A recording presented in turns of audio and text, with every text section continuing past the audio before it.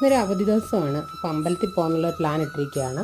ഞാനാണ് രാമശ്ശേരിക്ക് പോകാമെന്നുള്ളൊരു ഐഡിയ ഇട്ടത്. രാമശ്ശേരിക്ക് പോയാൽ കാപ്പിയും രാവിലത്തെ അവിടെ നോക്കാം, പിന്നെ അമ്പലത്തിലും കയറാം. ഞാൻ ഇതുവരെ ഇവിടെ വന്നിട്ട് പോയിട്ടില്ല.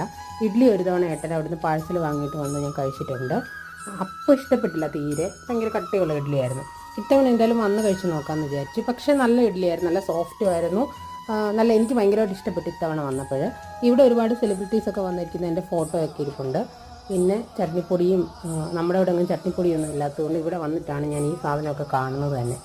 വെളിച്ചെണ്ണ ഒഴിച്ച് നല്ലതുപോലെ കുഴച്ചെടുത്ത് അതും, സാമ്പാറുണ്ടായിരുന്നു, വെള്ളച്ചമ്മന്തി ഉണ്ടായിരുന്നു, മുളക് ചട്നി ഉണ്ടായിരുന്നു, പിന്നെ ഉഴുന്നുവടയും വാങ്ങിച്ചു. നല്ല സോഫ്റ്റ് ഉഴുന്നുവടയായിരുന്നു.